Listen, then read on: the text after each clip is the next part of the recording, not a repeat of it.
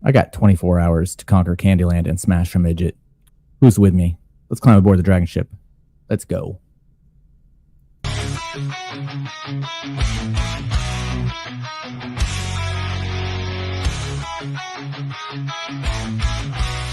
Through the white thunderstorms, we ride on the back of our truckers in a fearless stride. Sons of gold, hearts made of fire, conquering land, fueling our desire. Roaring engines and lightning in our eyes, united we stand. Our strength won't compromise. From the east to the west, we sail, we roll.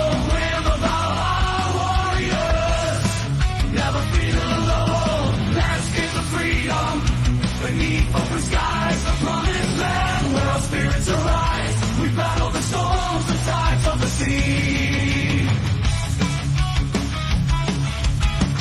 Now we've arrived in the land we're meant to be.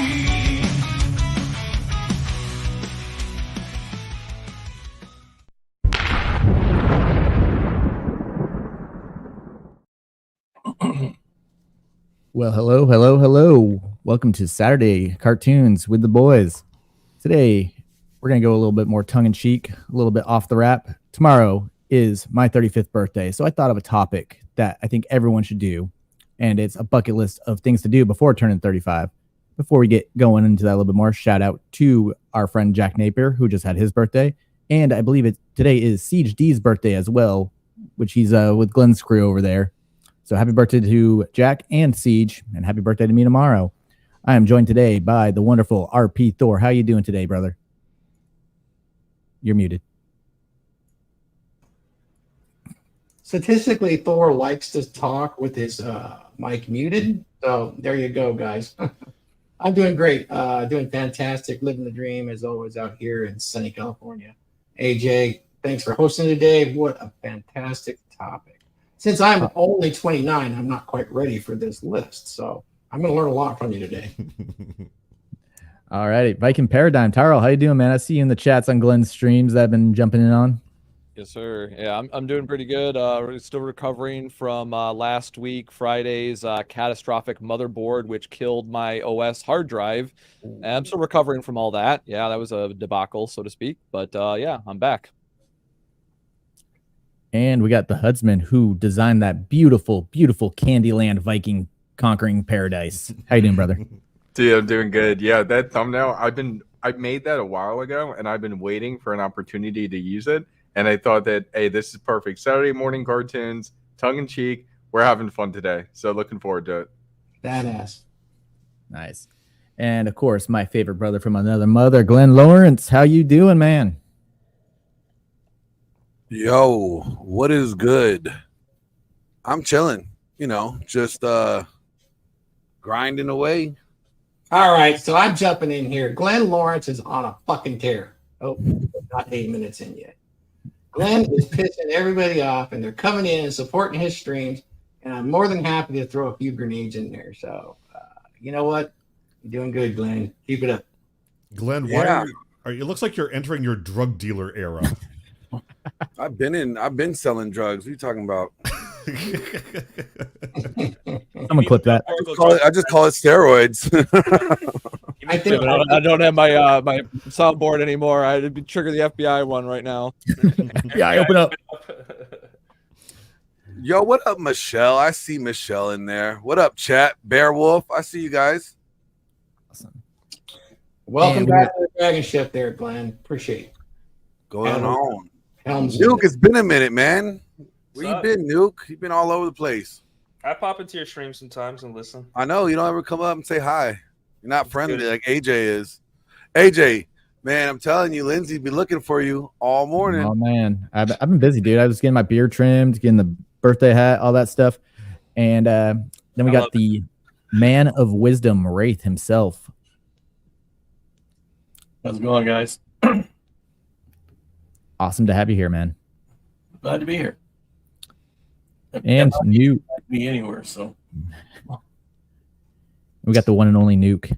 Hey, what's up, guys? I am officially the low-key of Twitter. I am a trickster, and I enjoy playing with people's emotions and stuff. But happy birthday, AJ, and welcome. Was it 35? It's a great age, bro. It's awesome. It's awesome here. 11:02 tomorrow. Well, 10:02 Central Time. Yeah, happy birthday, man. All right, thank you. And Mike Steele, our beautiful producer. Happy birthday, old man. No, doing great here in Vegas. Guys, Vegas, Nevada is better than California. So Vegas is even sunnier than sunny California. So come to Vegas, guys. Leave California, California. But the only thing that makes California better is Thor's there. That's it. What about Glenn? Oh shit, that's right. I thought Forget about Glenn. California. Glenn hasn't been here for a minute. He's chopped liver. Well, like I said, he's in a new era. I mean, he could be in New York for all I know. The vibe he's giving off. So he's on a special Viking mission of success. We'll see how he does. Absolutely, looking forward to it, Glenn. Gotcha. Oh, I almost forgot, guys. 60 days sober. Congratulations, my friend. Right, nice. Let's move you up to the cadence drum on the DragonShip. Because I can keep rhythm now because I'm not sloshed. Go cut the pace for the oars. How about that? No, that's actually quite an accomplishment, Mike Steele. Well, thank you. Yeah, I haven't noticed anything night and day yet, but like I said, I feel a little bit younger, more energy, and I'm going for a 6-month streak, 180 days. I get wine with Christmas dinner, and we'll see how I feel. Awesome, man. Like I said, backstage, after about week 3, I wasn't craving alcohol anymore. And first thing you'll notice is if you do combat sports while you're drinking, you actually get a lot more endurance back when you quit drinking.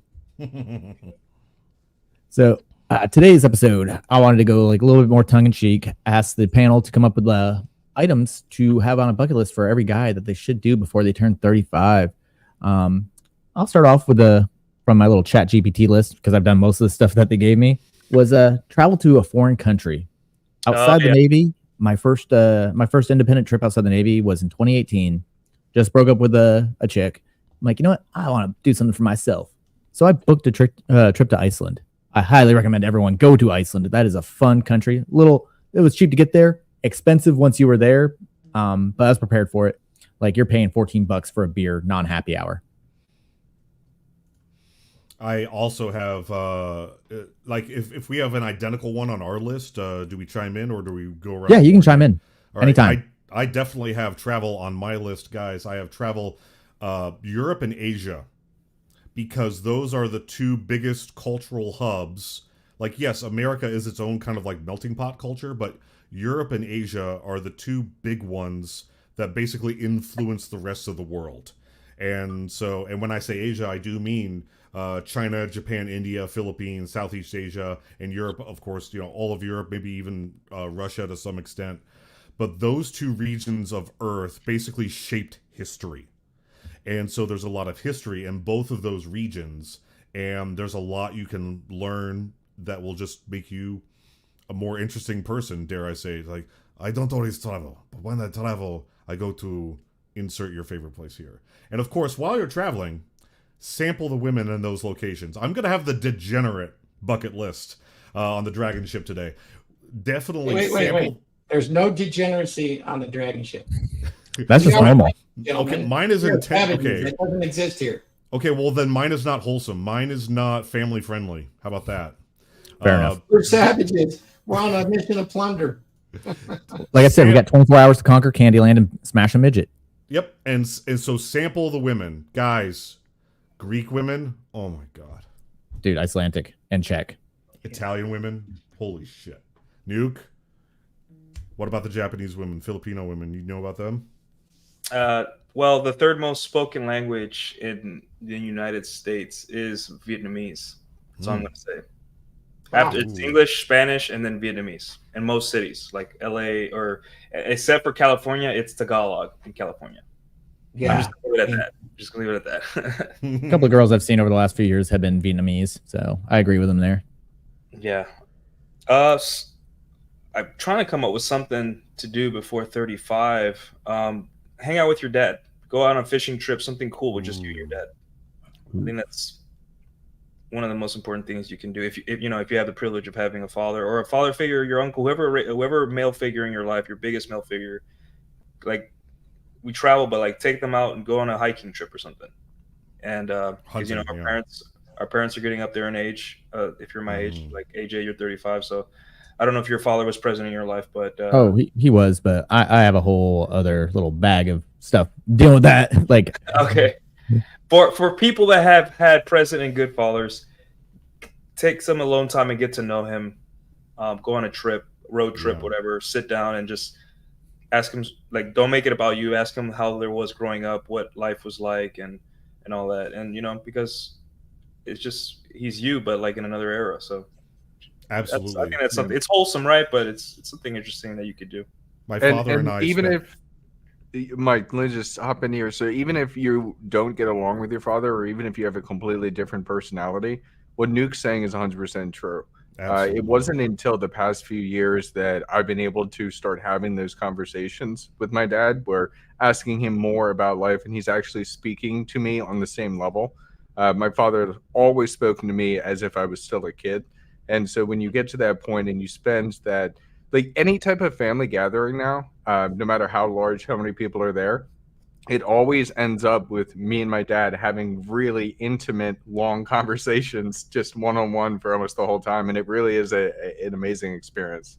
If your father, if you had a good father in your life and he did his job right, then when you're a man, your father can actually become your friend. Yeah. And that, you can't beat that, man. Like back in Yuma, chilling on the back porch with my father, sipping scotch, smoking cigars at night, and just shooting the shit with my old man. Man, nothing beats that. Nothing. No woman can top that. Yeah, I mean, it could be whatever your masculine figure was growing up. It could be your grandfather, your uncle, older brother, whatever it was. You know, kind of isolate them and road trip, hiking away from everything, and just get to know them. It doesn't have to be like a lot. Like maybe it would be a day, just a day, you know. But I think that's important. Yeah. My father and I took a road trip from Yuma to San Diego, and we stayed in San Diego for 3 days. And we went everywhere. We saw the Top Gun house. We saw the naval yards. We toured an aircraft carrier. And I remember we stayed in this hotel that's on one of the islands offshore. I forget the name of it. It's very famous, though.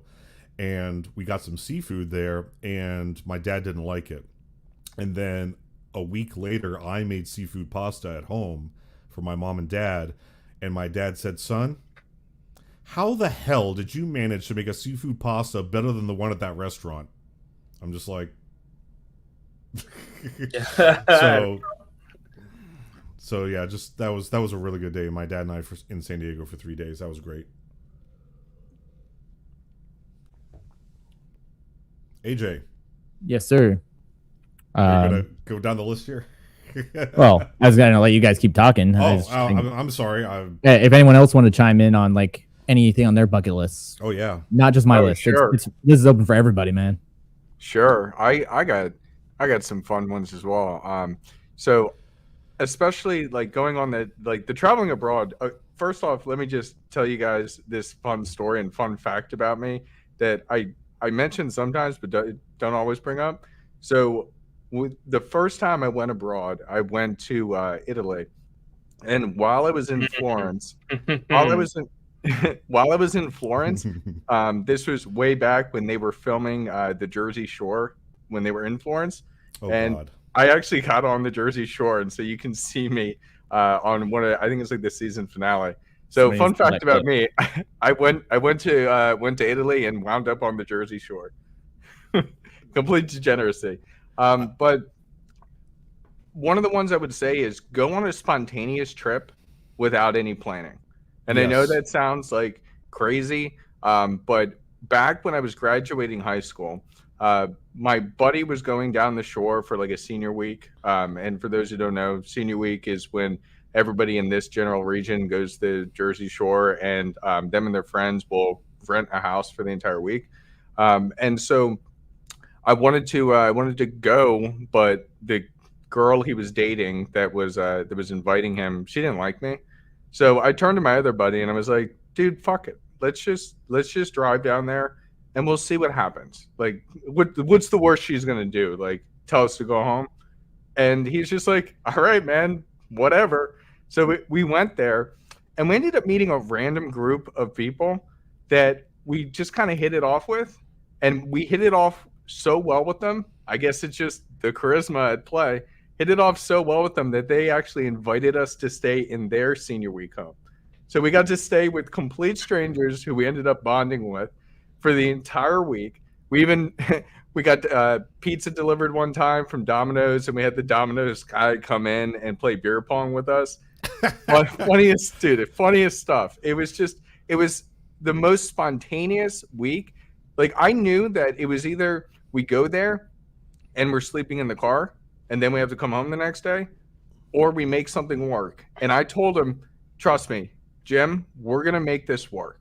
I will figure out a way to make this work. And I did. And it turned out to be one of the most fun weeks of my life.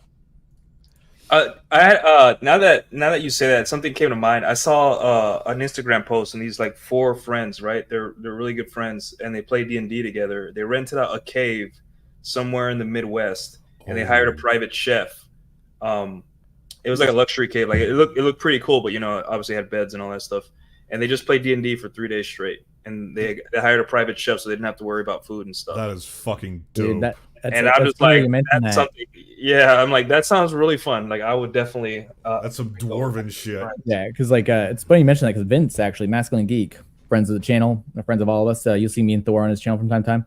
He's actually planning on renting a Airbnb right on the battlefield of Gettysburg for us guys that do play D&D to come up there and play in person. Yeah, so, I mean, that's not hard to do, guys. You just got to get the group chat going and all that stuff. So I did that with my teens too. We actually butchered our own pig and barbecued it. Did the whole thing over the weekend while we were all D&D players. It was quite awesome. That sounds so cool. I gotta share mine, guys. I gotta share mine. So it was when I was living in Germany. So I got to do next level, right? I didn't just travel to Europe. I lived in Europe. I lived in Heidelberg, Germany for about 4 years. And so you get to travel everywhere for like $10. Anyway, So we go to Rome. We go to the Vatican. And it's on St. Patrick's Day. And so we're in the Basilica, which is the Vatican proper, the main worshiping thing. And all of a sudden, the Swiss guards come out, and those are the guys with like the feathery hats and the poleaxe arms and everything. They come out of the sides, like from out of nowhere, and close the doors. And the doors of the Vatican are massive. They're like 30, 40 feet high. And it takes 2 men per side of each door to close them. They come out, they close the door. The lights start coming on, and they actually do make that sound like they make in the movies. They go chukunk, chukunk, chukunk when they turn on. And then the organ started playing. The organ in the Vatican, I can't describe it. And no video recording you're going to watch is going to do it justice. You have to hear it for yourself. Yeah, the resonance is amazing. Yes. So all the Catholics knew what was happening. I'm not Catholic, so I had no clue what was going on. But the Catholics knew, and all the Catholics sprinted to one end of St. Peter's. And so I'm just looking at my mom and dad. I'm just like, I guess we should go, herd mentality and all that. We go to the edge, and there's already a velvet rope set up. I'm like, is what I think's going to happen? And it did. A little door off to the side opened up, and some guards came out, and there he is, Pope Benedict. Just walks right out, and he goes down the line. People are like reaching out to him, and he goes by them, and he's blessing each person. He's blessing them, and there's a guy behind him putting holy water on people. Pope walked right by me, looked me in the eye, and blessed me. And then he went up to the pulpit, and he delivered like a blessing over the Vatican in Latin. And then he went back down, and then went back in the door, and that was it. So I have been blessed personally by Pope Benedict. Hey, that's a really awesome story. I'll tell you a little bit of a story. My father, might as well have been Odin. I graduated. He made me a bet. If I can graduate high school at 16, he would let me do whatever I wanted for the summer. I spent 3 months in Europe. So that was pretty cool. Yeah, they gave me a budget. I got to go to 17 different countries. And so it was pretty cool. So I got to experience what you did, except I didn't see the Pope. Yeah. Yeah, it's very interesting to travel as a young man. I was actually 16 and turned 17 in Europe. And since I'm older, I spent 3 days in Eastern Europe listening to my propaganda specialist trying to convince me to defect to East Germany. That was pretty wild. That was the first time I'd been in a hotel where there were cameras down every hallway looking at every door. And there were police dogs everywhere and things like that. It was a very interesting time, a scary time as an American to have toured Europe and got to see East Germany. It was the perfect portrayal of George Orwell's 1984. They were all very nice, but you could tell it was different. And when you talk to folks your own age, you knew it was quite a suppressed society. Taught me a huge lesson. So, awesome. Tarl, Wraith, Glenn, you guys have been pretty quiet. And you guys want to chime in on a bucket list item the guy should do before he turns 35? I don't know. My standpoint on it, because when I was first introduced to the idea of a bucket list, I think it was from like a movie or something like that, right? And yeah, exactly. And I'm just like, and the way that it struck me when I watched the promo or whatever, I'm just like, these are motherfuckers that like didn't do anything with their life and now they regret it. Right. So for me, I always kind of had it in the back of my head, because this is like when I was in my teens or whatever. And I kind of always had it in the back of my head. Like, I never really had a bucket list. I had things I wanted to do, but I'm just like, I'm not going to, like, if there's an opportunity that presents itself, I'm going to go for it. Right. I'm not going to hesitate. I'm not going to cower. I'm not going to wonder what if, because the wondering what if is going to only persist throughout the rest of my life if I don't respond to that situation. Right. And it doesn't matter what it is. I've always been kind of flexible like that, where I adapt. Right. Once again, learn plus adapt equals win. I've always been adaptive to a given situation. So, saying all that to say this is like, I never really had a bucket list. I didn't start having any sort of goals really until I reached 34 when I found this space. Right. I'm 39 now. Right. So it's just like, and I've done some traveling. I went to Miami a couple years in a row. I went to Vegas. Right. I went to TwitchCon. I did some, stuff out in the world. I actually saw some different places in the country, 2 different ends of the country. Even saw a little bit of New York City when I, did my connecting flight. So I've seen a little bit of it. But once again, that's still stuff that I plan on doing more of. And the business side of things kind of gives me a convenient excuse where even I am, because once again, I'm a very practical guy. I never want to do anything extravagant for like a bucket list, because I'm just like, I'm a simple man. I'm a minimalist. I'm a lot like Cappy, right? It's like, I know my studio looks extravagant, but this is literally for a business advertisement, right? I can literally justify this because I'm actually showing what I could do for you if you hired me, right? Other than that, I wouldn't justify it. I'm just like, this is useless to me. Like, so putting a time limit on it, like by age something, I think that is useful in certain circumstances for goal setting. Right? Yeah, time constraints. Yeah, exactly. The whole bucket thing I wasn't aware of as being even something to do before you die until just maybe a decade ago. Was there a movie or something that made that popular? Yeah, The Bucket List. Yeah. That was when I was first exposed to the idea, was The Bucket List. I can't remember when it came out, but I remember I was like, I think late teens. Okay. I was familiar with the term since I was a child. Okay. So was I. I don't know if it's for like a younger guys. It just was in culture. Okay. Like Probably the movie didn't come out when you guys were kids. That's beside the point. Yeah, but I didn't even see the movie until I was an adult. Yeah, I don't know. Did you ever use that term? It came late in my life, like you. I mean, I don't know. No, I never use it. I It was always thought of things, you basically, if I had to tell someone before they're 35 what they need to do, go find a place for a week that you can spend alone. Yeah. Get to know yourself. And then develop goals that you can do within a year. And then develop challenges that you can do within a year. Goals and challenges are different. Yeah, like goals. Yeah, I like that. No. 35 is an interesting age because I tie a lot to that. If you're an able-bodied young man, I tie a lot of financial goals to that because I think that's important to establish yourself when you're young, and also skills and trades. if I was a young guy and I wanted to accomplish stuff, I wouldn't necessarily call it a bucket list, but I like the idea to travel early so you can understand what the world's all about. But then you really need to solve your dating and pickup problem. You have to become social very early. The later you wait to do that, the harder it becomes in my experience. My experience. The longer you wait, the more awkward things are, the more creep factor, the more ick factor. If you're young, you can be forgiven for a lot of ick. You absolutely can because you're young. So you got to solve that problem for dates, pickup, romantic relationships. You kind of got to understand what you want out of that because that's going to consume a crap load of time for you if you don't solve that soon. And of course, we have our space, which can totally help guys with that.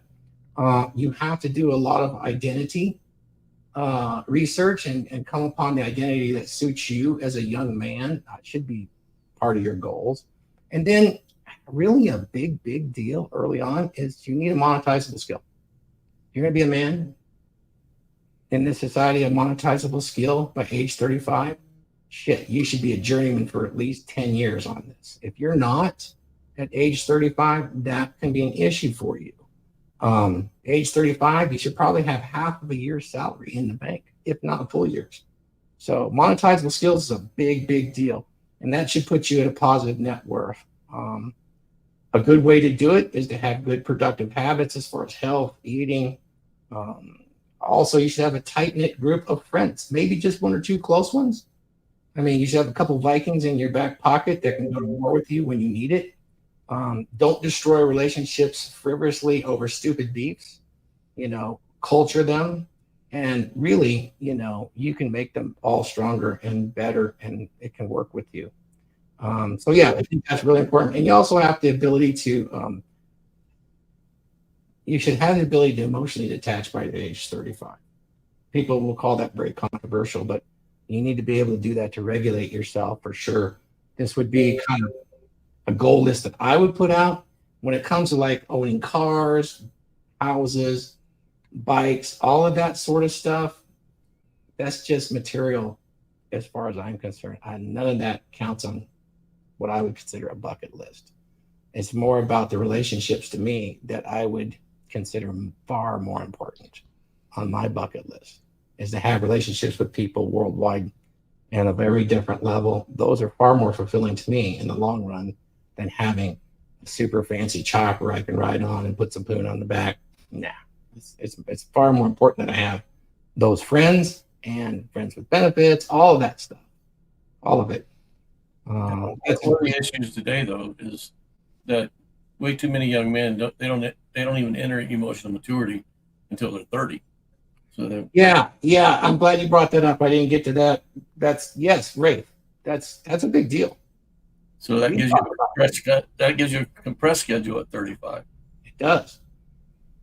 So, and that's why I say, when you're young, and since we don't have this, journey into manhood anymore, where we challenge ourselves and to become men, there's no rite of passage.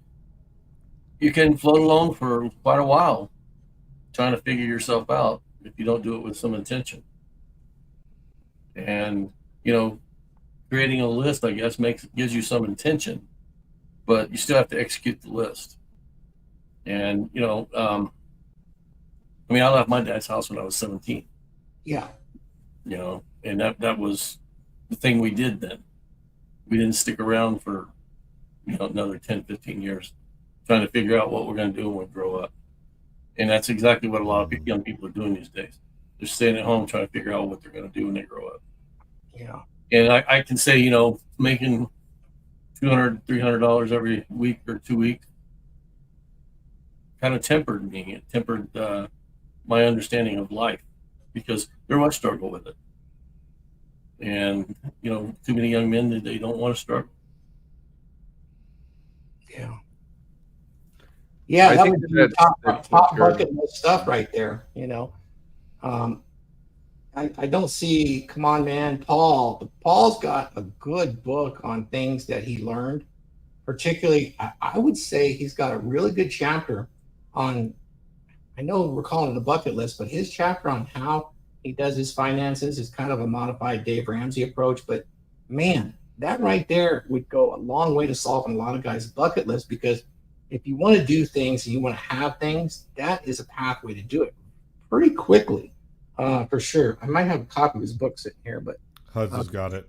it's good because it puts you on a path that's, you don't have to have it by 35. If you just stick with it year after year, you would be amazed. If you start at 25 and you do what he says with the smallest amount of money, let's say by 35, you're going to have $500,000 in your savings account based on just a very small percentage of what he's doing. And that's going to change your life if you're disciplined. You can do so much with those kind of things, and that will free you up. A bucket list for me is total financial independence. I don't know if that is the case for anybody here, but if I was going to put one thing besides what we already talked about, was, that relationship with my family, would be financial independence. Yeah, I agree with that. I agree, and it's also on that Chat GPT generated list. Yeah. Why Why is is For me, Jay, when you're 35, why is financial independence so important? What for when you're at 35? because that gives you the ability to do all that shit that you got on your bucket list, right? Yeah. You technically got two lists. You got shit that you need to do before that age, and then you got the shit that you want to do if you do all the other shit you need to do, right? Yeah. That's really what you're looking at there, is you got two lists. And that's why I said I look at it from more of a pragmatic viewpoint. I didn't even know that I could have a bucket list, and the context that I had was like, well, this is just regret. I'm just like, fuck that, fuck regret. Like, I don't like to live with regret. That's why where I'm at in life. Why I've been able to do so much, like you said, Thor. Opened up that door in my mind, and now I'm like traveling to Miami, Las Vegas, doing all this stuff in the last couple of years. Like I said, it's been only 5 years, and now I've traveled multiple times for multiple years, with the help of my family and my loved ones, and my newfound friends and community that I'm a part of, where I'm giving and receiving.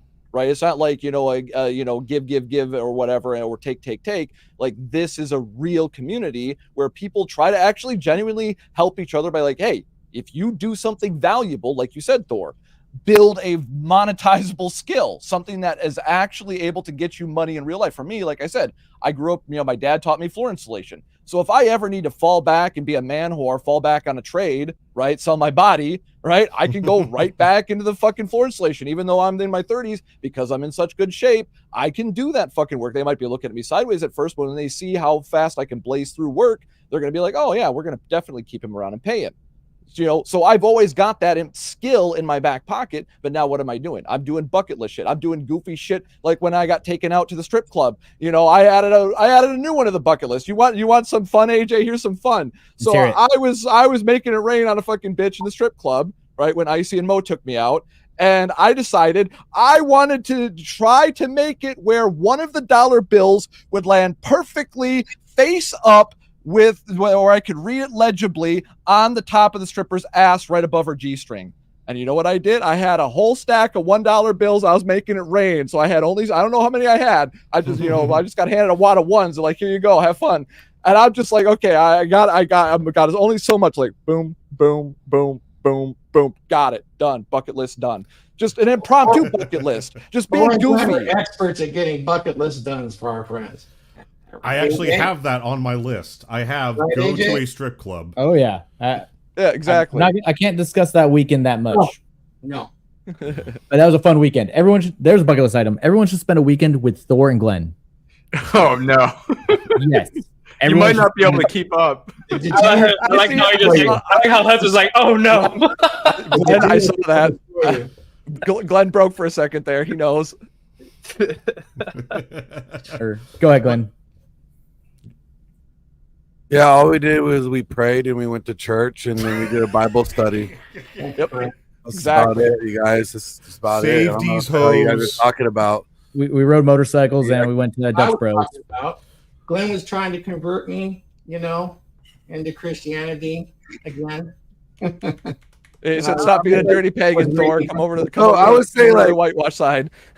It's not so much a bucket list because I never had a bucket list. I don't care. Like I don't wait to do anything. I just do what I want when I want to do it, when I'm capable of doing it. I go where I want to go. I travel when I want to travel.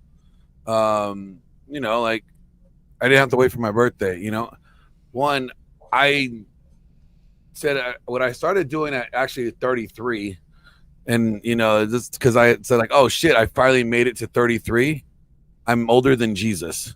I mean, it's longer than he did because he died at 33. So I said, at this point, from this year on, I'm gonna look back and do a win and loss column. And if I have more W's that previous year than L's, then that's a good year. If I think that I have more L's than W's that year, I have to reassess what's going on. It's just a reevaluate thing, right? Like, okay, what the fuck's going on? Where did I fuck up? Where did I drop the ball? How to reassess? And it was a way to do it, but I did it with like my dad. So it's always being like accountable to it. So like it was just a way to stay focused. And I've been doing that ever since 33. And it just keeps me hungry. Like, damn it, I could keep doing better. But that's, to me, that was it, because there's nothing else I wanted to do. I've done everything stupid that underneath the sun. Trust me. Like, from midgets to, playing Candy Crush. Wait, hold on. Let's hear about your midget story. Yeah. I didn't hear about this one. Divulge, please. Ear goggles, guys. Ear goggles. No, I mean, there was a midget back in the day, in military times. You know what I'm saying? She was like 4'11", and she bounced on a pogo stick really well. That doesn't count as a midget. She's a midget. I'm 6 foot. You're a midget. No, So 4'11". Technically speaking, 4'10" is the official threshold. By the way, Yes, sir. Really? With dwarfism. He was playing with Well, that. the way I was smashing it, she lost an inch. I compressed some discs, so makes sense. The pile drive. I think another good one that popped into my head is I think that by the time you're 35, every man should skydive. Yeah, I agree. Can't do it. I'm a heights. brown person. We don't like do that. Well, you know what? You can do indoor skydive, and that's pretty close. It's not the same, but it's pretty close. You'll get a rush, and it's really fun. You want something more calm that's maybe about as scary? Try hot air ballooning. I used to crew for that, be a ground crew, and got to go up as official ballast several times. Cool. It looks peaceful, but at the same time, it looks like it can turn out really bad if you don't know what you're doing. It's very peaceful when you're up in the air. If you have a bad pilot and he didn't judge the weather correctly, yes, tip over and drag landings are a thing. There's procedures, safety protocols, all this stuff you got to follow to not have to worry about getting injured and whatnot. Obviously they would teach you all that shit on site, but yeah, there is protocols, but you can have some rough landings, especially down south. I was told tales of tip over and drags through cactus fields. So we never had to deal with that. We went through a thistle field once, but thistles aren't as bad as cactuses. And the basket usually lays a lot of that shit down in front of you, and the basket just kind of goes over the top of it. Anyway, I digress. But it is a fun job, and going up was fucking amazing. Being able to see I don't want to say, dox myself too much, but basically I live around the Illinois area, and I could see Chicago from how high we were, like 10,000 feet in the air in a hot air balloon. So wow. Yeah. Going back to Hey, shout out to everybody in the chat. We got over 200 right now, probably more than that.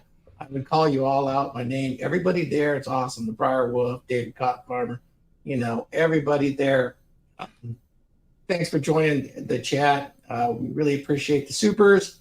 Everybody here is trying to get monetized, and we're being careful, trying not to demonetize anybody, right, Glenn? Hey, I don't get demonetized. I get paid. I know. I already mentioned how well you're doing. So thank you in the chat. Please subscribe to everybody here. They all have their own channels. Big part of the DragonShip, guys, is that we are the rising tide that lifts all ships. And each one of these guys broadcasts their own content, their own experiences, which everybody here can learn from as they approach age 35 and have their bucket list fulfilled. This is I got a picture of Glenn at church praying for the hose. This is Glenn. Oh Lord Jesus, please save these hoes. Oh man, Powerwolf, the demons are a girl's best friend. Oh, that's an awesome fucking track right there. Hey, awesome video. Them demons be jumping on me like that sometimes. Like, hey now. Oh, go ahead. I was gonna say those last couple things have both been on this list from ChatGPT: the skydiving and investing in yourself. So yeah. And we're on hitting it. my list, I have they're kind of polar opposites. One is spelunk a cave, Yeah.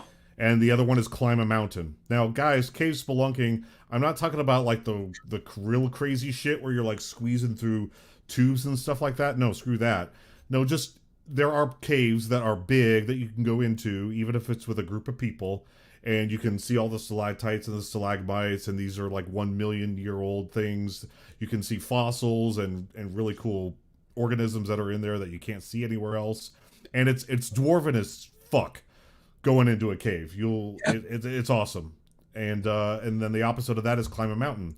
I don't mean Everest. I don't mean K52 or anything like that. I just mean a mountain, one where you're gonna get tired. It'll be cold up there. You're gonna go from no snow to snow, something like that. There's plenty of mountains you can climb, like in Washington and Oregon and Northern California, that will not threaten your life. And then of course you got Appalachia as well. But yeah, definitely do both of those. You need to see everything, the extremes that planet Earth has to offer. If you want to do that, both of those in one day, New Hampshire, the Franconia National Park, you have Mount Washington, and you got the Lost River. Lost River is like a glacial cave system that they do tourism on, and then Mount Washington is the tallest mountain east of the Mississippi. You can climb it. Excellent, excellent. Guys, I want to ask you guys a question. Age 35, in my mind, is quite significant in many ways. And so bringing up this topic of age 35 with AJ's birthday tomorrow, we had a little thing on Rule Zero about statistics. So statistically speaking, AJ will have reached the halfway limit in his lifetime tomorrow. So he'll be halfway through. So why is this age 35 important? I'll say it's important due to a man's primary agency in life. Talk about it in the book, talk about it before. I think we've talked about it forever, but I think it's worth reminding our audience exactly what we're talking about here. A man's primary agency in life is his problem-solving ability. When I say that, what I'm actually saying is his ability to perform his burden of performance in life, personally, interpersonally, and even socially.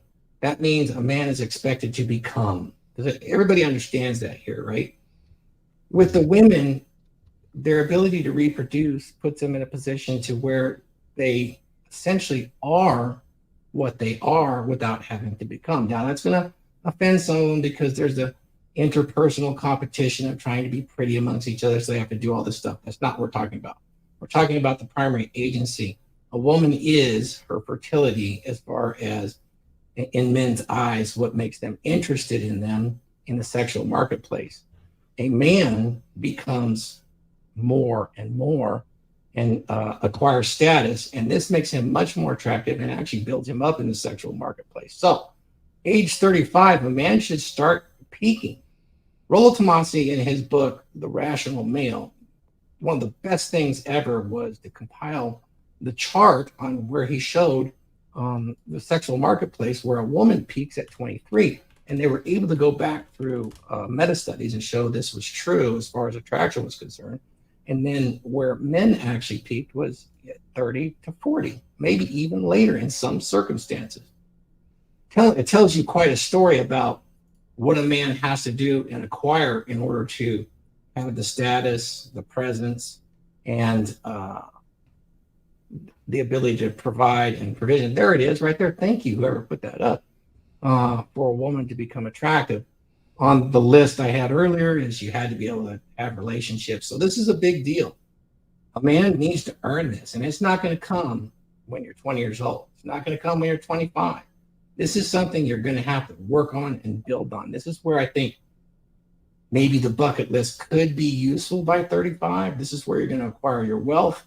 You're going to set out your life's strategic plan, or you're going to actually lay out a family unit early on and go down that path too, which is a really good path to go down, but it doesn't free you from the fact that you need to fulfill your burden of performance always, forever, and ever. And 35 is a great target to have that unlocked. What do you guys think about what I just said? Agreed. I agree. Absolutely. Statistically, 70 is about the age that most men will live to. I did some family tree looking down, and on the side that I take the most after, I'm like, oh crap, I got a lot longer than that. Yeah, I mean, if you look at like the traditional route that most men take through, like like during their teens, they usually learn a trade working with their dad traditionally back in the good old days, we'll say. And then, in their 20s, they're out on their own, they're building up their own value, and that gives them about a decade to become a journeyman and a master of their trade, master their craft, whatever it is they're doing, really get their financial situation on point. And then right about 35, that's when they've had that 5 years after mastering their trade type, just speaking in generalities, timeline wise. And so if you remember as a man, rite of passages and all that stuff, that's usually the route that you need to take to establish yourself as a man in society and be a contributor, right? Rather than being a louder bum, whatever you want to call it, right? So that's what Thor is speaking on there, is that if you get all those things in order, you do take the right steps and the right priority, you will establish yourself, and then you've got the rest of your life to basically capitalize on your success, right? You've built yourself up into that individual. That's why financial independence is about. You do the due diligence to put in the work on the front end, establish a system for your life, and then you can benefit from that by just simply maintenance the rest of your life. I can tell you that maintenance looks exactly like your buildup. Exactly. Once again, you don't ever want to take your foot off the gas. It's just like a relationship. Like, this is one of the key things, a long-term relationship versus short-term relationship, is that you can never take your foot off the gas. You always got to be that guy she fell in love with the first night you met at the club. Right. I'll tell you what I did do on my 31st or 35th birthday, just for fun. I went down to this local. I ordered 4 go-karts, gas-powered, 2-strokes. And I picked up those go-karts for me and my kids, and we just beat the shit out of those in the desert. So that's what I did. We raced go-karts. Nice. And we rolled them, and all that sort of stuff. We just destroyed them. So I think it's important on this when we think about, it really is crazy, like with what you're saying, Thor. What I've kind of been experiencing, like I'm kind of in that ramp up mode right now to that final epitome of, I guess, my value as a man. Things just keep changing, but it's really cool to experience. I think when we talk about bucket lists, what we really need to focus on with that is like the types of things that you can do when you're younger that you can't do when you're older. Like, for example, one of the things I had on my list, every man should have at least one experience where they have to sleep in their car. Yes, I did that. And I have a story alongside that. The very first time I had to sleep in my car, it was, gosh, I guess I was probably 19, and I was at this party, and there was some guy there who is just, I don't know, he would show up sometimes, and he was always a dickhead. And the girl that was there went to sleep. So it wasn't, he kind of took it over as, okay, this is now my house and my rules. And he didn't like that I was hitting it off with this other girl that was there. So he ended up kicking me out of the house, and I can't drive home. I've been drinking. So she comes with me, and we're going to the car. And then he comes like running back out from the house and saying, "No, like Huds, you can't be here. But Taylor, if you wanna come back, you're welcome to." And of course, she said no. And so we slept in the back of my Nissan Pathfinder. And yeah, and it was the very first time that I had slept in my car. We slept in the back of the Nissan Pathfinder. We woke up early. We went and got breakfast, and I took her home. Absolutely amazing experience. And I'd recommend that all men do it at least once. Don't force it, but it definitely, every time I've had to sleep in my car has always been a very interesting one. interesting. I wanted to say, Go ahead, dude. one of the things that helped me appreciate this country. I know there's a lot of controversy on the future of where we're going and all that stuff, but having visited the national parks, it kind of gave me perspective on this country. And everyone, we all appreciate America and everything it's offered us, especially my parents. But going to the national or to the Grand Canyon, going to national forests, going to all these beautiful places, really kind of makes you feel how small you are in the grand scheme of things because these places are huge. And also, people forget this is the most beautiful, like physically beautiful country in the world. You just got to go to the right places. Like when you first go to these like Zion National Park or the big red trees in California, you kind of forget that hey, this is like there's a reason people want to come here, and it's because this. And I think every guy under 35 should take a trip, get a motorcycle, or go on a road trip with your friends or your parents or whatever, and give yourself the opportunity to go see these places and renew your appreciation for nature and also your country. So, yeah. Yeah, if any nerds out there have played Skyrim and enjoyed it, I got one word for you: Alaska. Ooh, yeah, you're right. Alaska is literally Skyrim. Go see it; you will not regret it. That just gave me a New Zealand. flashback that I did go to Ketchikan on the boat for sound trials, and we got like a couple nights off in town. And it's like right as soon as you get off the boat on the pier, it's like you got this little fishing village almost, and then you look behind it, it's like freaking huge ass the Canadian Rockies. Another thing you could do, and this is not a big one, but due to the whole loneliness epidemic or the isolation epidemic of millennials and Zoomers, is host a barbecue or host a big dinner party, whatever, and try to bring people together. It's a good idea. Right? Because I know it doesn't seem like a big deal, like especially like my dad's generation. But yeah, you just put some meat on the grill and your neighbors smell it and they come over, and then you call your friend down the street, and I'm like, that is from another time. But if you're able to do that now, you're spitting in the face of all these people that are constantly complaining that we're all so lonely, right? If you put in the work and effort to bring people together and you make some food for them and you socialize and you lead a party or a barbecue or something like that, you're already ahead of like 99% of millennials and Zoomers that gave up on socializing, right? They lived their life through the internet. You're actually saying, hey, send out a message to 20 people. Hey, bring your kids, bring your brother. I don't care. I'm going to go to Costco and get $400 worth of meat, and I'm going to put it on the grill. Come one day on and socialize and link people and do a little networking thing, and maybe smoke cigars with some of the guys and all that stuff. And I think every guy should do that because it kind of teaches you how guys in this generation kind of just give up on socializing because it's too hard or all that stuff. But doing those things, it's tough, right? It's not easy to bring people together. But if you have 8 people in your backyard socializing, you are killing it in terms of socializing. And you know, it also shows like how many people are really like invested in you. Yeah. Like when you call and you try to like, hey, let's do something. How many people are willing to come do something with you? Like, what kind of tells you what kind of mark or impact that you have on these people?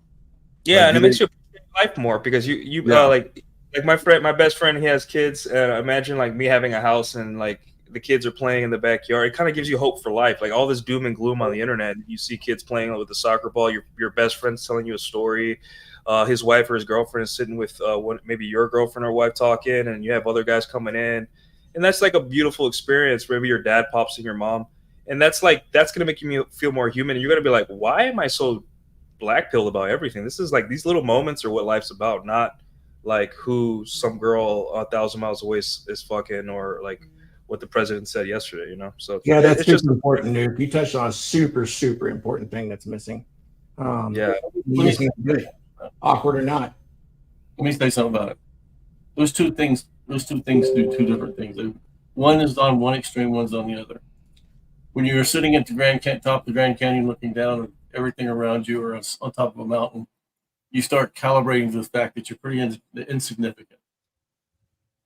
Okay? And you understand that you're just a little speck on this big blue marble. And then when you get with a group of people, you start finding that you can that calibrates you to you have value. And every incident in between, every interaction you have, whether it's with nature or whether it's with a group of people or one person, helps you calibrate your value. And too many men walk around thinking that they have no value, or they're narcissistic and over egoized. The ego tells them they're all value. So you have to find that balance, and that's where you start learning emotional maturity. is being able to calibrate the different situations.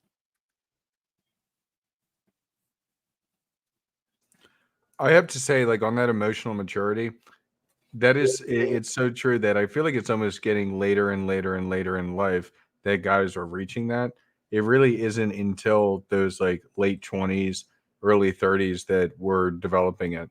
So I think that that point that you had made earlier and doing things that are bringing people together, that'll help you accelerate. I have to say that until until I came across groups like this, I just was not developing that much further. There was a period of my life, probably in my mid 20s, where I was just not I was not going anywhere. It was all staying stagnant.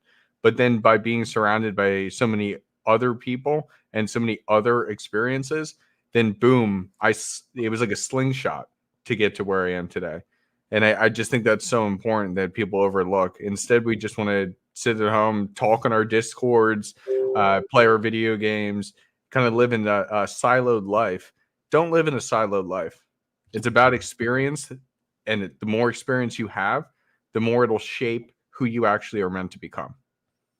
Yeah, I think it's very important for a guy to try to get a group of guys together to do something. Like you be the spearhead, you organize, you make the group chat, whether it be a fishing trip or a hiking trip or a barbecue. Do that, and you'll see like you're gonna gain leadership skills, logistics, like who's bringing what and all that stuff. And I don't know, something that brings me back to my childhood, going to Costco, buying like $300 worth of meat, putting it on the grill, and just having people cycle in, leave the gates open and having people cycle in and out of my house, and you know, bringing a beer, just relaxing. It's a very relaxing atmosphere, and I think every young guy needs to give it a shot. You know, see what they learn, see how they feel. You know, because the internet doesn't give you the feeling of community like that does. No, it really doesn't. And like, you know, but the cool thing about the internet is that it does bring you in touch with people across the nation. I mean, last summer I had the Iron Disciples decide to fly out from Florida, come all the way out to Vegas for a couple of days just to hang out and do a podcast or two. You know what I mean? Like, you know, it's just the internet can assist in help bonding. I mean, literally everybody on here, you've all met on the internet. You know, so the internet is a source if you use it correctly. Except you and me, Glenn. We met in person.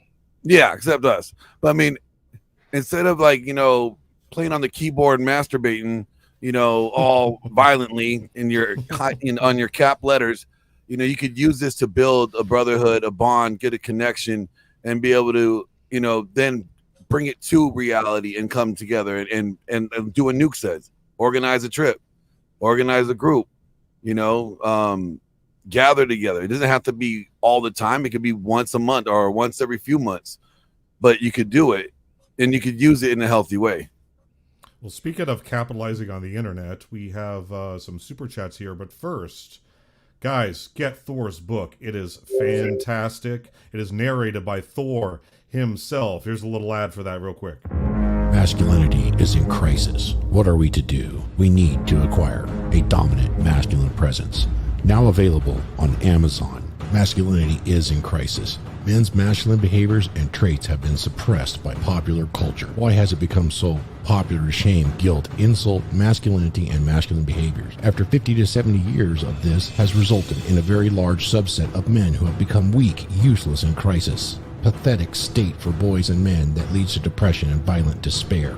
A dominant masculine presence addresses this very dilemma for the individual man, and it firmly establishes why this is what is desperately needed by the individual man today. In this book, clearly defined masculine traits and behaviors and the emotional durability provided by traditional masculinity are presented as a guide to what every man should embed into his identity. Putting these principles and behaviors into practice will motivate and direct your path step to step to create for yourself an authentic, dominant masculine presence. And we've got 2 super chats here. Yes, Thor's book. Now, I'm pretty sure... Oh, Glenn disappeared, of course. This is from Glenn's side of the house. I've interacted with her just a little bit. Actually, was it yesterday morning or this morning when I got off work and joining Glenn's streams? But Sweet Aunt T, you want to read it, Mike? Yeah, since Glenn left. Sorry, Sweet Aunt T. I was going to have Glenn read it, but he stepped away. So Sweet Aunt T with the $10 super chat. Let's get a war horn. All right. Sorry, I wasn't prepared. Neither was I. It's on the screen Here we go. anyway.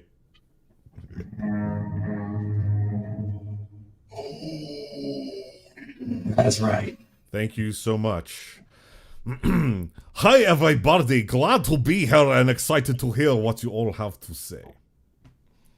Thank you very much for that support. And now we have a £2 British pound super chat from Sergio Cool. Thank you so much for that. Wow, let's give him another horn.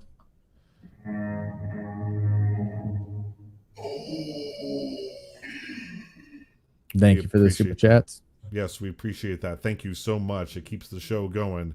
And the Briar Wolf with the $20 super chat. Uh-oh. Is that That's do a what I bouncy. think it does? Here we go. Bouncy. Thank you for the super chats. Groovy bouncing, can't stop that. From the east to the west, you are the best. Keep those chats coming in, let's do it all again. Oh, God. It gets me every time, man. I swear. Here's a toast to the community. Thank you very much, Briar Wolf, for that. Oh We crap! I was appreciate muted. it. I was gonna say Glenn's audience is gonna be so mad at him now. It's like, welcome to degeneracy. Yeah, I have to say, I need to say this. I need to say this on what we were talking about before. When you meet people online, yes, it's a connector. And then when you actually have that group and you do the logistics and everything, the leadership that Nuke was talking about, these guys trips are so much fun. With one of my groups, we went to Miami together and we rented supercars and then we went on a yacht. We went to Vegas together. Oh boy, was that something fun. We did New Orleans for Mardi Gras together. We've done so, and we did Atlantic City as well. It is so cool to develop a community like that, but then actually do something with it. Because otherwise you're just, it's just fake internet personalities. And then when you actually see everybody in person, Sure. the brotherhood is amazing. It is so cool. What was the first thing that happened, Mike, when you met up with me in Vegas? Oh, shoot. What was the first thing we did? Strippers and cocaine? Oh, No, that- we gave each other a manly ass hug. First thing we did You know was what? stand That's beside so each other. weird. That's so weird because that's exactly what I did with a lot of the guys when I very first met them. Like the guy that I started the initial men's group with, when I met him for the very first time, I couldn't do anything but just give him a big hug. It's cool. Brotherhood is cool. Yeah, same thing with Thor. As soon as I met Thor in person, it's just like big freaking hug. Yeah. Well, funny speaking of story. brotherhood, let me address a comment because we actually have a lot of beautiful shield maiden females that come in and listen here, and they're very concerned. They always want to be a part of the dragon ship for which they are, but brotherhood is what we like to talk about. And when it comes to brotherhood, it's not really a brotherhood and sisterhood per se. Men bond differently than they do with women. And once you understand that component in the red pill, it's even better. It's even much better, the relationships that men and women can have. So to kind of address why, like in the dragons and some of the other stuff, they're men's exclusive spaces, you'll find out as you explore more about red pill, human nature, things like that. By us bonding as men, we can actually do better for those around us, including the women, our shield maidens. At some point in time, I would absolutely like to open up a separate show in which the shield maidens can participate openly and express their concerns and values about the red pill. They might not like my opinion or where I want to go, but I've actually had quite a few requests from the gals to potentially do some content, and some content will be coming. But essentially, we talk a lot about brotherhood on purpose. And the gals, you can learn from it. You are so welcome here. We got plenty of room for you guys to listen, buy the books, share it. The principles that are put out there are universal in many ways. but we do acknowledge that men and women are very different. And the leadership of a man properly applied when he's performing his burden of performance is immense to change reality for himself and those around him for the better. So that's kind of the things we focus on. I hope that answers your question. It is not why not brotherhood and sisterhood. We're all humans and have value here. It's not that kind of segmentation on the DragonShip, but the way we present it certainly delineates men and women physically, psychologically, and emotionally. But knowing And that, we're compliments to each other. So I just wanted to address that from the comments section officially. So thank you, Katie, for putting that up. And to add to your point, Thor, the less time you spend with, I think as a species, we spend too much time around the other gender. The less time you spend around women, the more you like them and appreciate them. Right. So it's one of those nature things. You're right. Yeah, like I think we as men, we spend too much time around the opposite gender. I personally, whenever I started working a job with no women, I started to be able to interact with them better because I'm not. It's like a Patrice O'Neill joke, you know. We don't like you that much, but it's not that we don't like women in our spaces that much. Is that in order to appreciate something, you have to. You can't. It just can't be pushed on you all the time, right? And women and men need their space, and women need their space, right? And the faster you understand that. It's like when your husband comes home after a very difficult day of work. You don't charge him. You don't rush up to him, give him a hug and kisses, and tell him, "Hey, what's wrong? What's wrong?" You just leave him alone. You know, he sets his bag down. He maybe takes off his boots. He goes into the garage, does something. He grabs something from the fridge, and then maybe in 30 minutes he'll come to you and he'll tell you everything about his day. He'll open up completely, but simply you gave him space, and that's what men need. We just need our space. I wanted to say too thing because I got to go here soon. A thing to do that every guy should do before he turns 35 is friend zone a girl. That's a good. I got something for that I'll add later. Friend zone a beautiful woman. I'm not even gonna say what happens after that, but it will give you so much insight. I thought you're supposed to do that by 15, Nuke. By 15. I'm not Glenn Lawrence. I'm not Glenn Lawrence. I'm not like a hitter like Glenn Lawrence, you know. But give your guys, I know it's tough because you see a beautiful woman and you get into the mode of just like, oh, I gotta be attractive, I gotta say the right things, but treat her like a friend, like flat out, let her know early, hey, we're just friends, blah blah blah. Two things, you get to see first, you get first front row seats to her behavior and how she interacts with other men, and you get to see yourself in those men. You're gonna be like, wow, I'm like one of those guys. Wow, I'm really like I should up my game because I don't want to be one of the guys that she's like constantly trying to have in her orbit, right? So I think that's something that every guy should do at some point in his life before 35 is friend zone a chick. And that doesn't mean like, go on and be like, yeah, friend zone this chick, I'm so awesome. You could gain a good female friend, right? But it will teach you a lot about women if you're on the other side of that equation, and it'll help you. And you may gain a good a girl that will introduce you to her friends or her sister or something like that. So, shout out Michael. He's all about pre-selection like this, but I think every man could benefit from this. That's such good advice. Can I cap onto that? I'm going to throw a challenge to your audience and to the wider group, and then I hope somebody will carry it. This is going to piss everybody off, but it's really important. I challenge before you're 35 for at least 6 to 10 months.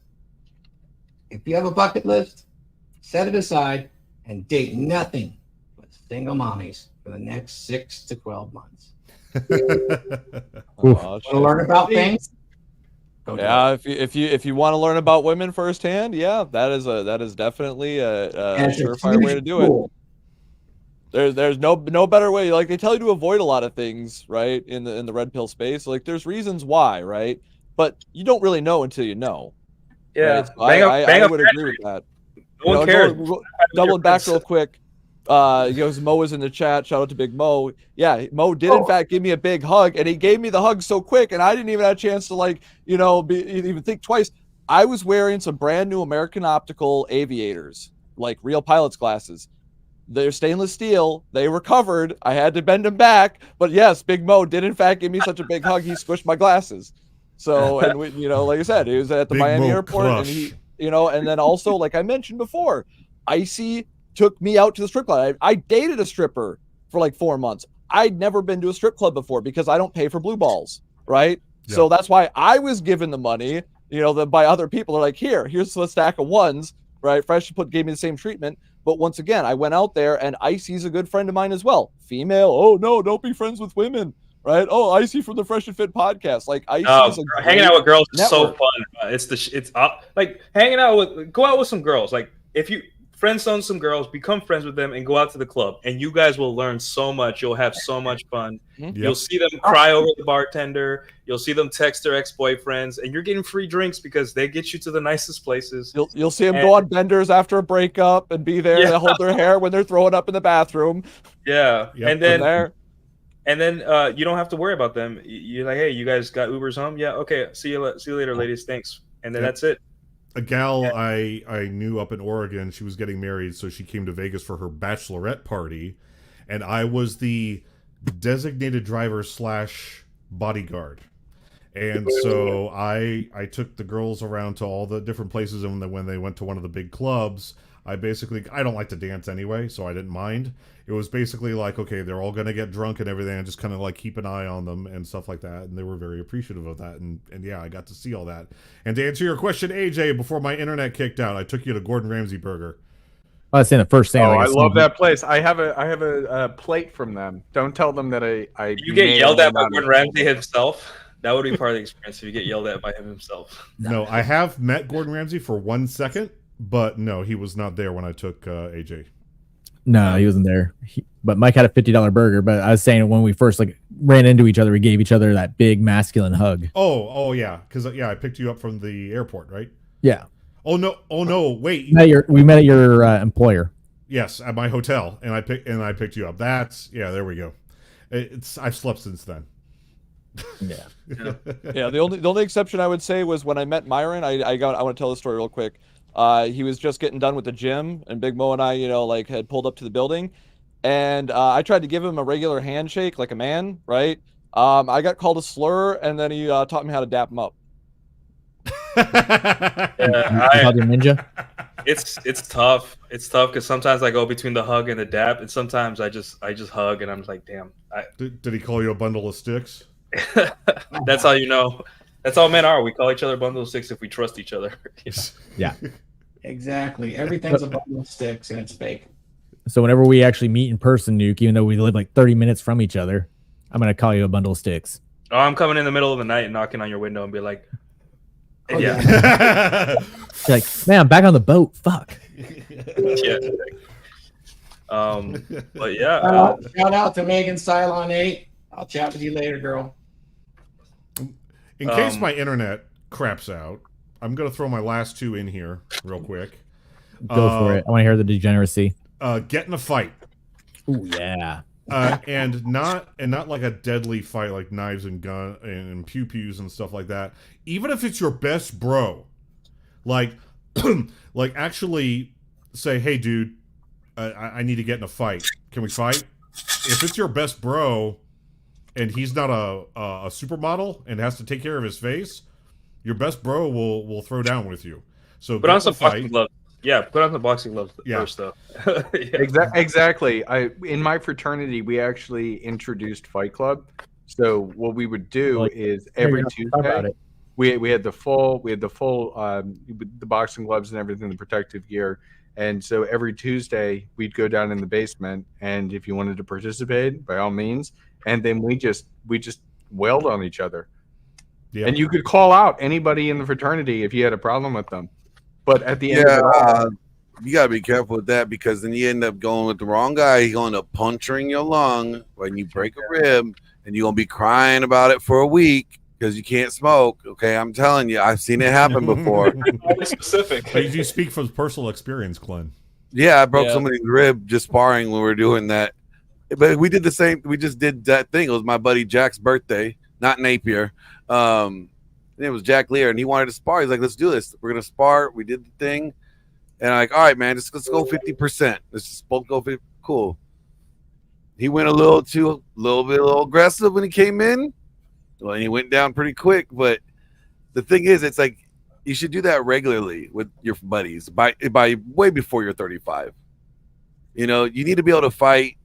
You need to at least have 2 adult fights, I think, just to keep you sharp. Because when you're a kid, you know, you're always screwing around, wrestling with your buddies and stuff. Throwing rocks. That's and normal. Shit. Yeah. But you know, your buddies keep you sharp.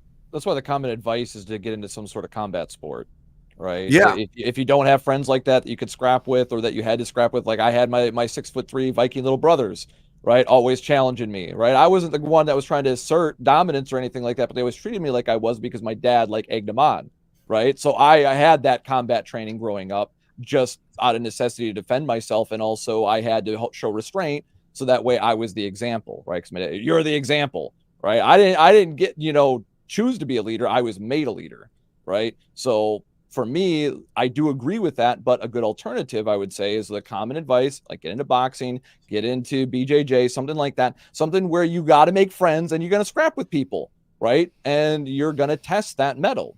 That will help you learn a lot about yourself, right? That's the key thing. It's not even about just the fight itself, the actually engaging in combat and testing yourself. Because one of my favorite quotes is, life is 10% of what happens and 90% of how you react to it.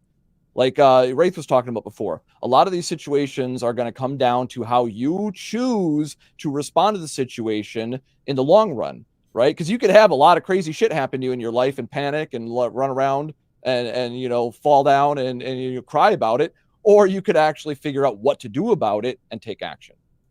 That's like Rollo always quotes. I think it was Mike Tyson that said it. Actually, was everyone has a plan until you get punched in the face. Learn how to fight. You'll get used to getting punched in the face. Yep. And my last one That was here back to is Mike Tyson. Yeah. And my last one here is be a best man, a literal best man, like at a wedding, and have all the best man, like the traditional best man responsibilities. That includes looking after the groom during the bachelor party, making sure the groom doesn't screw a stripper and get caught or get killed in a drunk driving accident. Yeah. It means looking after the ring during the ceremony. It means making sure all the groomsmen, all their tuxes and their suits look good and they know how to fold a pocket square, stuff like that. It's an experience that I think every man should have checked off, because it's awesome, but there's also responsibility associated with it. It's not just show up and stand here for 10 minutes while we say vows. No, if you go the full best man gambit of responsibility, there's actually a lot of shit you got to do. Yeah, I would say another thing you could do is take your mom on a date. I know that sounds weird, but that's a good one. That's a good one, Nuke. I really like that. Explain it. So, again, when you get to 35, your parents are going to start shifting into. You're going to start worrying more about your parents than they are of you, because of health issues and simply you figured it out and then all that stuff. But taking your mom out on a date. It kind of. Sometimes men, we kind of lack that feminine energy in our lives, and it's tough to get it nowadays with how the modern women are. So when you go out with your mom and you just buy her stuff and, you hear her stories about her raising you and stuff. If you guys had good moms, right? Obviously, if you had a shitty mom, then don't do that. But it kind of helps you recalibrate and realize that your mom is very similar to the women now. Not in turn, women haven't changed for thousands of years. It's just the environment has changed. So going out with your mom, it'll teach you a lot about women if you hang out with her and just apart from your family, take her out on a date, spoil her, and it's your mom. You don't have a lot of time left. If you're 35 and your mom's still alive, you don't have as much time as you think. So, yeah. Very good. Very good. But anyways, guys, I have to go, but I appreciate you guys. Happy birthday, AJ. Thank you. I appreciate you guys. You guys all had really good things. I'm writing down some of these things too.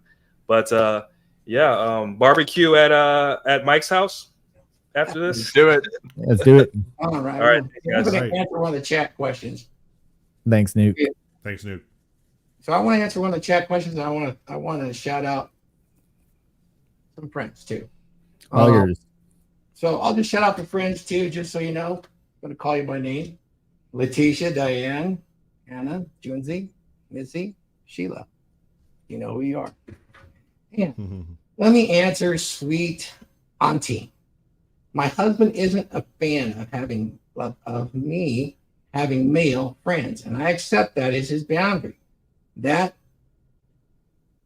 why this community is perfect, found people I get along with better, but never hang out. Okay, so this is interesting. I run into a lot of females that feel like they have better friendships with men, and it causes some grief with their husbands. There is a reason that's very simple that comes from the red pill about it. And I have the sense that a lot of folks hasn't been mentioned lately, and it's really something called FAET. Hasn't been mentioned in a long time, and this is because there's something that's called female arousal escalation threshold. Yes, it is centered around sexuality. You can't deny that. Women's primary agency is her sexuality, as much as you want to call them friends. There is this that's in existence, this female arousal escalation threshold. This is why when a gal gets to go out on girls' night and something happens and the waiter or whoever, who knows what happens, but then there is a sexual escapade and the woman is asked, she will almost always say, when it's one of these one night stands, is, I don't know, I was drunk, it just happened. They honestly don't know what happens around that arousal escalation threshold. And when exposed, it is that part of female sexuality that gets turned on by nature that says, I cannot miss this opportunity at all for having sex or trying to become impregnated. Don't believe me? Look around everywhere. There is a point of no return with every single married, boyfriend or not. How do you explain all of this? I have a boyfriend. Oh, well, we're just having coffee. Okay, it's just coffee. What did you do, dear? I don't know. It just happened. The story is all too common. This is why men have a problem with women they're involved with having friends, if they're more than plates. I don't know. For me personally, plates I don't have any problem. They do what they do anyway. But I mean, you guys might view differently. But as far as your primary gal is concerned, having friends and what Sweet Auntie is saying is a big deal for most men. Would you guys all agree with the assessment and answer her question? Kind of Yeah. Absolutely. Women may not acknowledge this openly, but this female arousal escalation threshold is very, very real. And, you know, when a man understands how to make that happen, holy shit, he ends up in that 4%. That's all I'll say about it. Yeah. Well, and that makes perfect sense when you look at like what Rollo talks about how men and women fundamentally process things differently, right? Men instinct, reason, then emotion. That's why men don't cry at the funeral. If they're going to cry, they'll cry after. You know, same thing with women, right? It's instinct, emotion, then reason. And that's why they will make decisions and then often regret them in the heat of the moment, right? That's why there can be that escalation. That's why women that are genuinely attracted to the man that they're with will actively avoid girls' night out and doing engage in such behaviors, because they know on an instinctual level that there is that threshold. They know that they have triggers that make them go stupid for men, right? That's why they will proactively avoid such men or such engagements if they don't want it to happen, right? Because what do women function on? Plausible deniability, right? If you can manufacture plausible deniability as a man, that's what we typically call game, right? So that's the key thing that you got to understand, is that women are just going to always function in that plausible deniability area. And so if they're that's why one of the things the red pill informs guys about, and even the black pill informs guys about in MGTOW and whatnot, is that, yeah, if your woman is actively engaging in girls' night out, she is looking for options. Even if she doesn't think so consciously, she is engaging in a behavior that is creating sexual options for her. Yeah. And guys are also Sure. What's going on? What's going on with all this projecting? Presence every moment of every effing day. So there's your answer. And shout out to women like Donovan's woman, Devin.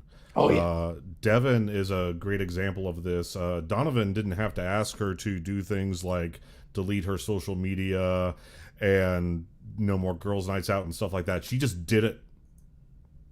Yeah. She just Well, did that it. was one of the reasons why I kind of knew my girl was different, even when I was blue pill, was because when we first got together, she left her boyfriend for me, right? First thing she did was tell me that she didn't have this, that, and other social media. The only thing she had was Facebook, and handed me a note with her password for Facebook, her login info, and all that, and said, if you want me to delete it, I will, but I just used it to talk to my family.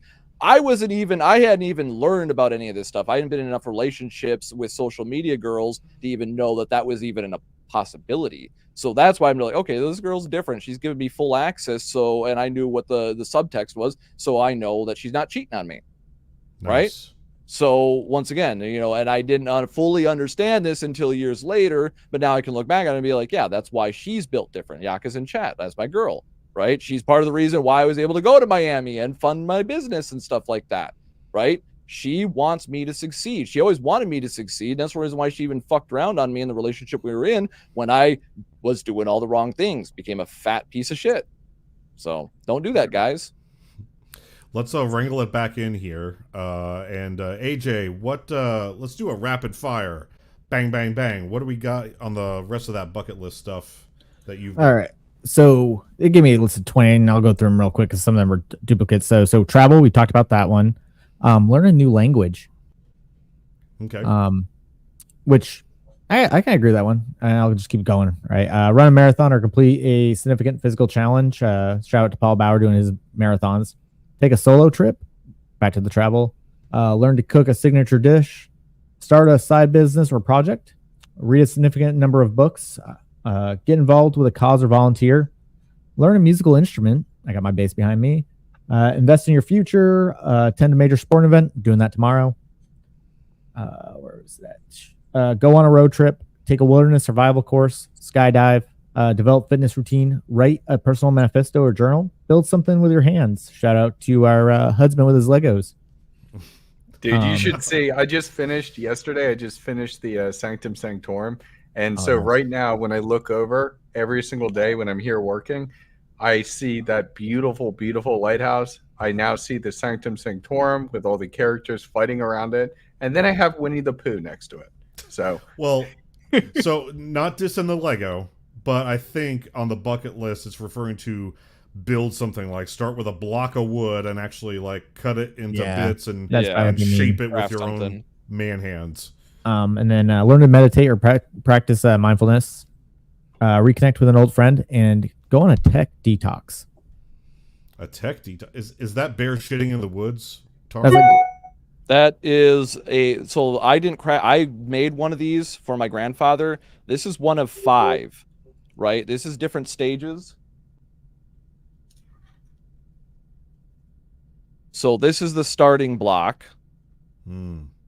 And that's the end. That's the idea, is that those are 5 different stages that my grandfather handcrafted for the Boy Scouts. So you can see the stages and follow them step by step visually with a carving knife, right? So that's basically all you got to do, is use this as the template to cut out a block of wood, and then you end up getting to this goal, right? Step by step.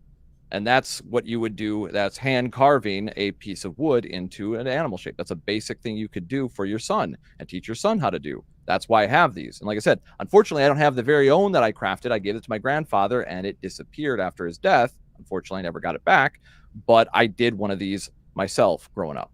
So I think that learning how to whittle or teaching your son how to whittle is one of the best things you can do. The very first thing that I did is I actually created this is me again being a nerd. The very first thing I did was I whittled a magic staff. So I found this really cool long. Did you put a gem in it when you were done? Actually, what I did is I spray painted a tennis ball, cut it open, and then popped that on top. And then when I was playing with my friends, I would sling it so that the tennis ball would come off and hit them. Yeah, it's funny because I started out, I made my own walking stick at one point, right? That was part of my woodworking stuff.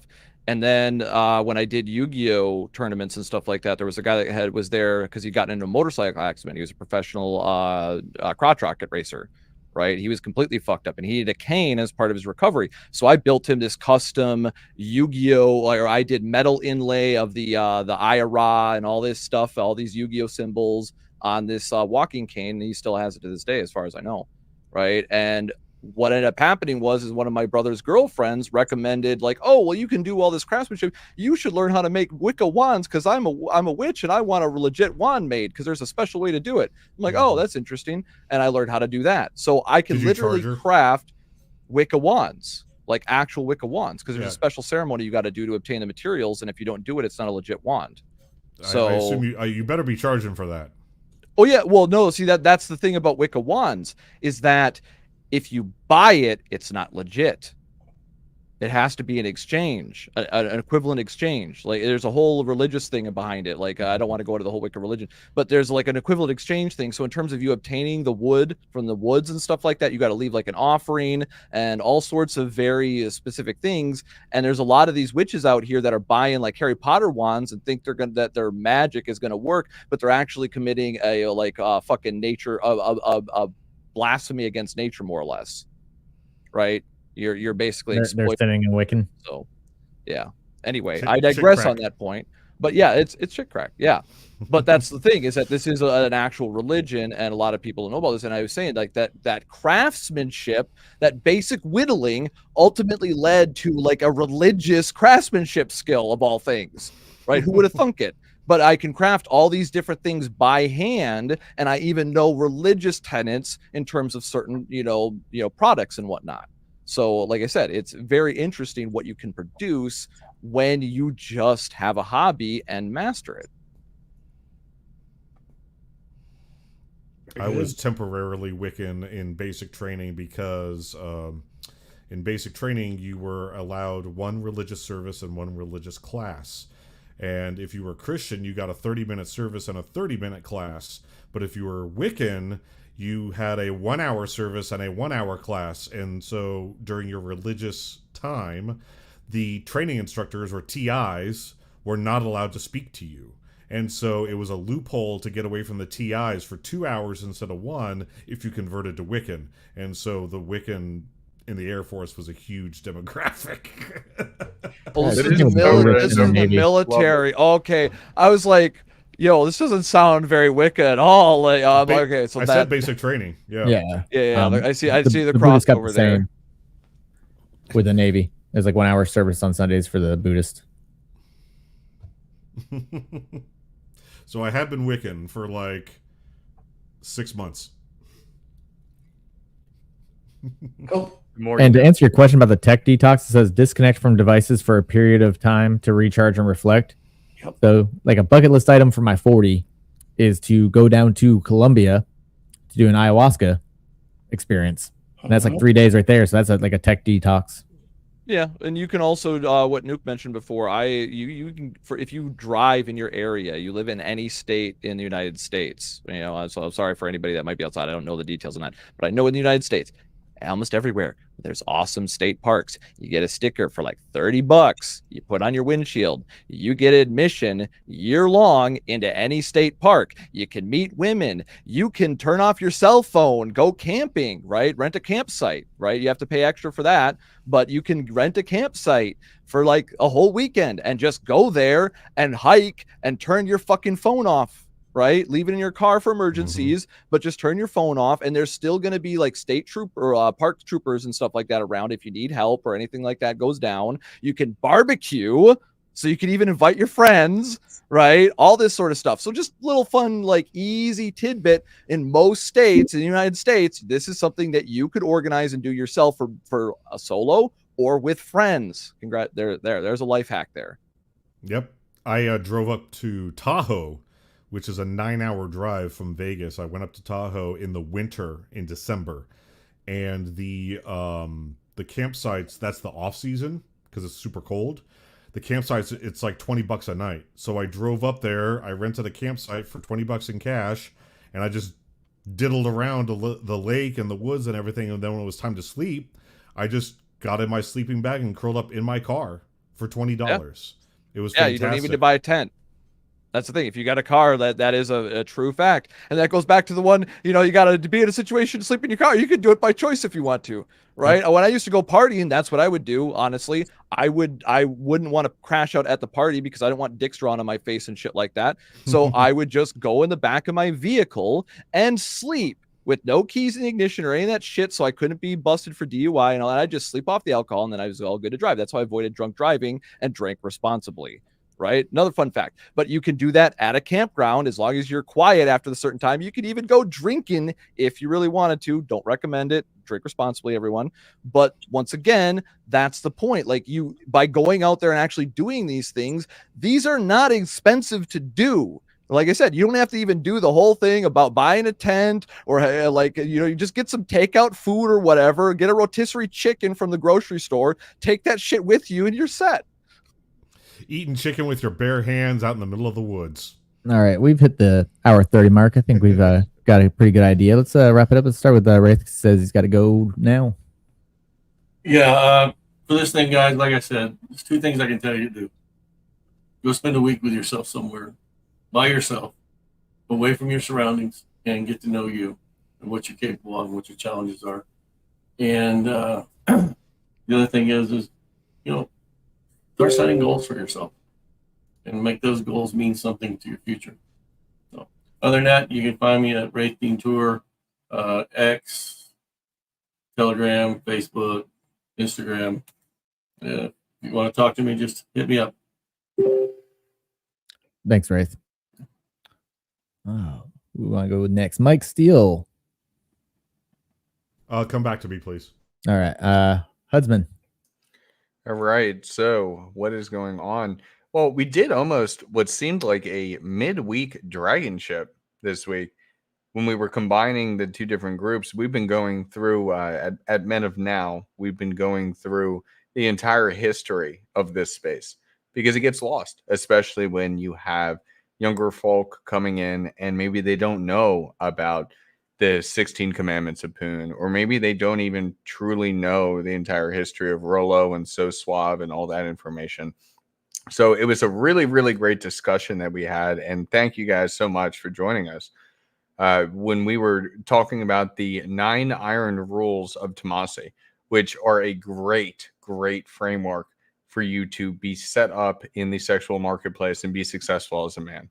So look towards a lot of those coming forward. I will throw in the chat here the my Instagram if you wanted to reach out for any type of dating questions, or if you want to schedule a consult. I'm actually working on something on this side that's going to be pretty interesting once I release it. And then I'm throwing the YouTube channel in there, Men of Now, as well, if you want to check out some of that content, some of that great content that is done alongside these great men. But my final thoughts on this: do the things that you really want to do when you're young, because as you get older, it gets harder and harder and harder to do a lot of those things. So that's my biggest thing. Whatever your list is of things you want to do, don't wait to do them.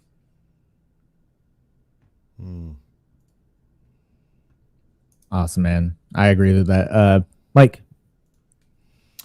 Thank you very much, guys. Kind of like piggybacking off of what Wraith said. This says it all right here. Man lost at sea for 29 days, says it was a nice break from reality. Just wow. and he did not sign up for that. He did not have that on his bucket list, I bet. It just kind of happened to him. But no, guys, just enjoying Vegas. I am getting ready to sign a 1-year gym membership at the Dragon's Lair gym here in Las Vegas. That was not intentional. It's actually the closest one to where I live, so I'm looking forward to that. The pain shall commence shortly. Follow me on IG for the wholesome stuff, food, celebrities, occasional red pill content. Follow me on X if you want to watch me raw dog the internet. My X is very problematic, and I like to keep it that way. So that's all I got to say. It's awesome. Viking Paradigm, Tarl, final thoughts? where to find you. Let's get you monetized. Yes, sir. Yeah, I'll drop a link in the chat. And yeah, it's always good. Like I said before, it's always good to have two lists, right? You need to have, you got shit you have to get done, but also you got to enjoy the moments along the way. As they say, stop and smell the roses type shit, right? Same thing as going outside and touching grass. You need to stay grounded, right? Going outside, doing stuff, getting to know yourself as well as others in the real world. My sister used to always, say when I would commit to, like, say, World of Warcraft raids, well, those are just your video game friends. And I'm like, well, they're actually real people in the real world. So it does go both ways, right? But just like in the real world, you got to be careful about who you make friends with online as well, right? You always got to have those boundaries and filters, and you need to treat people the same across whether or not you're interacting on social media or in the real world, because we're still people at the end of the day. And I just wanted to, add in the end there, don't forget that at the end of the day, it's about the individuals, right? And we are individuals. I say this all the time to the guys in the Fresh and Fit Discord, that it's not about whether or not conflict does happen because we're individuals. It's about whether or not that how you solve it will make you a man or a boy, right? Boys solve their problems typically through violence first and a bunch of bullshit, manipulation, whatever it is. Men, when you grow the fuck up, when you do those rites of passage, you realize, oh, that's a fucking waste of time, right? That's the key thing. By suffering in the real world, you realize just how much a lot of the bullshit people struggle with every day is first world problems and a waste of your time. And when you prioritize things correctly, that's how you can achieve those byproducts in life, the happiness of doing bucket list items, having fun. Thanks, man. Glenn, final thoughts and where to find you. You can find me at your mom's house between 7 p.m. and midnight, sneaking out the back window. No, not really. Maybe sometimes. I'm sorry. When it comes to, if you're living a life where you're having a bucket list, you have to ask yourself why you're putting things off. A bucket list means that these are things that you haven't been able to experience or do yet that you want to do. And then that's where you go, okay, you start reflecting on your life, like reflecting on that year. How have you done that year? Like, I encourage you, AJ, reflect tomorrow or whenever, reflect on the past year and count your wins and losses and be like, okay, I'm getting there, or I did it. This was a great year. Doing that always kind of just like I just turned 40 last month on the 18th. And every year I do this, it's just like that beginning of the year, I get like recentered. It's like, okay, there's this drive. It's like, it's like, man, I'm not in the fourth quarter of the game, but you know what? It's the third quarter. And, I want to win strong. So it just kind of helps me put that fire back in place and just, get that drive right where it needs to be and focus, like right where it needs to go, so that's all I got to say. But yeah, you can find me on my channel. You guys know where it is. Glenn Lawrence Presents Production of Men. Let's get it. Awesome, Glenn. I'll go next, and then I'll let Thor have the final say. So, posting in the chat my X and my YouTube and my link to sign up for Thor's Dragons monthly meetings, where I volunteered to host the October meeting. I actually just picked up a laptop so I can host that either from work or at home. It doesn't matter then. And we're gonna be discussing how to get into my field of work, which is pretty lucrative. And you get to be in air conditioned building all day. So I'm posting in the chat right now.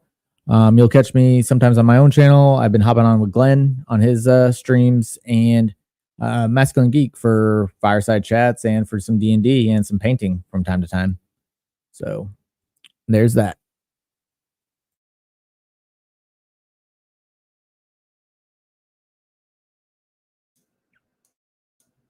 Thor, you're pulling a classic. You're muted. Driving that percentage up. Of course I am. AJ. Yeah, I got to get that percentage up. Go ahead and guys, post your affiliate links to the Dragons in the chat. If you guys want to, we have a membership. It meets monthly. We meet for 2 to 3 hours monthly on a Zoom, and we really go deep behind the paywall. There's a lot to be learned as far as finances, future planning, men and women, what to do in our life with struggles, promotions, resumes, frame. Every one of these guys participates in there, and it's really, really helpful to every man that's been in there. I haven't lost too many members at all. It's pretty reasonable. Take a look. I encourage the guys that are in the chat now, particularly AJ, Huds, Toro, Glenn, post your affiliate link in there, because these guys definitely come in there, put their time in. They do the research. They give you the lecture. They give you resources that you may not have had time to research yourself. They've done it for you. And so we meet once a month, and it's a great way. I mean, I've got guys that are world-class certified life coaches, Glenn, Paul, both Pauls. So we've got a lot of guys in there that are very capable. We've got dating coaches like Huds. So everybody there is accessible on one level or another. Take a look at becomedurable.com. You can access the Dragons membership there. And then, of course, you know, if you can take a look at A Dominant Masculine Presence, the book, it'd be greatly appreciated. But I also got some stuff on sale if you guys want to check it out on becomedurable.com. Mostly lectures, video lectures, things like that. I think everybody would be pretty appreciative. And hey, we'll see everybody on the DragonShip next time. I guess I'm going to take us out, right? So here we go. Till next time, guys. Later. Till next time. Oh, got shifted. Sorry, guys. Here we go. Have you ever felt like you're fading into the background? Like the world doesn't want you to stand out, to be strong, to be masculine? You're not imagining it. For decades, society has been reshaping the role of men, leaving many feeling lost and disconnected. It's time to change the narrative. In A Dominant Masculine Presence by R.P. Thor, discover the path to reclaim your strength, your confidence, and your identity as a man. This isn't about fitting into a stereotype. It's about embracing your natural traits and honing them into a powerful presence.